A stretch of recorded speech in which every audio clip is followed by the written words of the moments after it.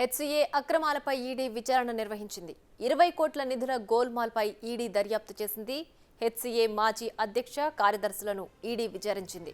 మాజీ క్రికెటర్లు Arshad Ayub, Shivlal యాదవ్లను ED విచారించింది. HCA మాజీ అధ్యక్షుడు ఎమ్మెల్యే వినోద్కు నోటీసులు జారీ చేసింది ఈడీ. జనవరి మొదటి వారంలో హాజరు కావాలని తెలిపింది.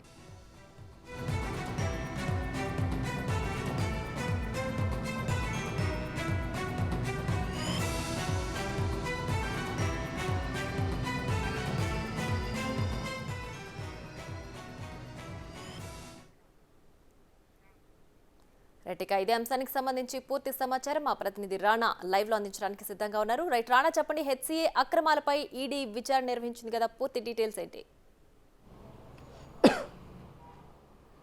ఎస్ ప్రియా, హైదరాబాద్ క్రికెట్ అసోసియేషన్లో గత 10 సంవత్సరాల నుంచి కూడా అనేక ఆరోపణలు కూడా వచ్చాయి. ఏకంగా ఏసీపీ కేసులు కానీ, అలాగే నిధుల గోల్మాలు కానీ, అనేకమైనటువంటి ఆరోపణలు, సెలక్షన్లో సంబంధించినటువంటి అక్రమాలు కూడా జరిపాయనేది కూడా వారిపైన కేసులు కూడా పెట్టినటువంటి నేపథ్యం ఏర్పడుతుంది. ముఖ్యంగా ఏసీపీ సంబంధించినటువంటి కేసులపైన కానీ, తర్వాత ఈ యొక్క మనీ లాండరింగ్కు పాల్పడ్డారు పెద్ద ఎత్తున కూడా అభియోగాలు వారిపై ఉన్నాయి. కాబట్టి ఈ నేపథ్యంలో గతంలో హైదరాబాద్ క్రికెట్ అసోసియేషన్ అధ్యక్షులుగా పనిచేసినటువంటి, పైగా కార్యదర్శులుగా పనిచేసినటువంటి వ్యక్తులు ఎవరైతున్నారో వాళ్ళందరినీ కూడా ఈడీ మరొకసారి విచారించినటువంటి నేపథ్యం ఏర్పడుతుంది. గతంలో హైదరాబాద్ క్రికెట్ అసోసియేషన్ సంబంధించినటువంటి స్టేడియం, ఉప్పల్ స్టేడియం నిర్మాణ సమయంలోనే ఈ వివేక్ కానీ, అలా వినోద్ కానీ, ఈ బ్రదర్స్ ఎక్కువగా గోల్మాల్కి పాల్పడ్డారంటూ కూడా వారిపైన గతంలో కూడా కేసులు నమోదై ఏసీపీకి సంబంధించినటువంటి కేసులు కూడా ఉన్నాయి. కాబట్టి వాటిని ఆధారంగా చేసుకుని వారికి ఇప్పటికే నోటీసులు ఇచ్చి వారు విచారిస్తున్నటువంటి నేపథ్యం అయితే కనపడుతుంది. దాంతోపాటు మాజీ క్రికెటర్లు అయినటువంటి హర్షద్ అయూబ్ కానీ, శివలాల్ యాదవ్ కానీ, వీరిద్దరు కూడా చాలా కీలకంగా ఉన్నారు ఈ యొక్క గోల్మాల్లో అనేది కూడా ఇప్పటికే ఈడీ అధికారికి ప్రాథమికంగా ఒక ఇన్ఫర్మేషన్, ఎవిడెన్స్ కూడా దొరికాయి. కాబట్టి వాటిని దృష్టిలో పెట్టుకొని వారిని నిన్న విచారించినట్టుగా మనకు సమాచారం అందుతుంది. దాంతోపాటు 20 కోట్ల రూపాయలు గోల్మాలు, గతంలో 28 కోట్ల రూపాయలు, ఇది ఒక 20 కోట్ల రూపాయల దాకా కూడా గోల్మాల్ జరిగిందంటూ కూడా వీరికి ఇన్ఫర్మేషన్ వచ్చినటువంటి నేపథ్యం అయితే కనపడుతుంది. దాంతోపాటు ఇప్పటికే ఈ ఆఫీస్ బేరర్లు, ప్రైవేట్ వ్యక్తులతో కలిసి వీరు ఎక్కువగా కుమ్మక్కై ఈ యొక్క చీటింగ్కి పాల్పడ్డారంటూ కూడా వీరు అభియోగాలు ఎదుర్కొంటున్న నేపథ్యం ఏర్పడుతుంది. దాంతోపాటు ఈ యొక్క స్టేడియం నిర్మాణ సమయంలోనే కానీ, దాంతోపాటు ఈ స్టేడియంని పూర్తి స్థాయిలో మరమ్మతుల పేరుతో కూడా చాలా వరకు కూడా ఇతరులకు కాంట్రాక్ట్లు ఇచ్చి ఎక్కడైనా ఒక 100 రూపాయలకి కోట్ చేసే ప్లేస్ 3000, 4000 రూపాయల దాకా అలా కోట్ చేశారు.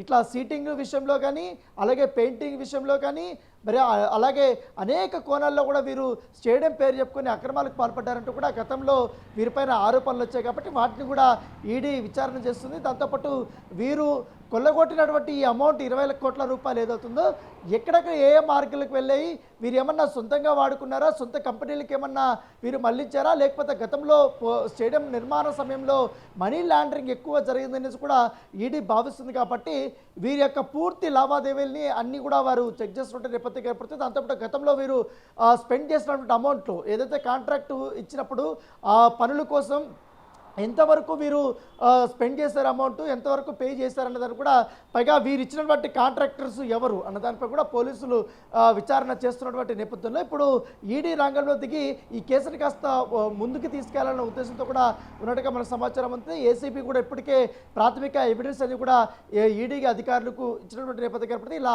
అనేక కోణాల్లో కూడా ఈడీ అధికారులు కానీ, ఏసీపీ అధికారులు కూడా విచారిస్తున్నారు. ఇప్పటికే ఉప్పల్ పోలీస్ స్టేషన్లో కూడా వీరిపైన కేసులు నమోదయ్యాయి. కాబట్టి హైదరాబాద్ క్రికెట్ అసోసియేషన్కి సంబంధించినటువంటి సభ్యుల మీద ఆ కేసులు పూర్తిగా దాంట్లో పొందుపరిచినటువంటి ఏదైతే విషయాలు ఉన్నాయో అవి, అలాగే ఛార్జ్ షీట్లో పొందుపరిచినటువంటి విషయాలు అవన్నీ బేస్ చేసుకొని ఇప్పుడు ఇది విచారణ అనేది చేస్తున్నటువంటి నేపథ్యం ఏర్పడుతుంది. నెక్స్ట్ మంత్ మొదటి వారంలో ఇప్పుడు బెల్లంపల్లి ఎమ్మెల్యేగా ఉన్నటువంటి జి వినోద్ని ఈ విచారణకి పిలవాలని కూడా ఈడీ అధికారులు భావిస్తున్నట్టుగా తెలుస్తుంది. Right Rana, thanks for the updates.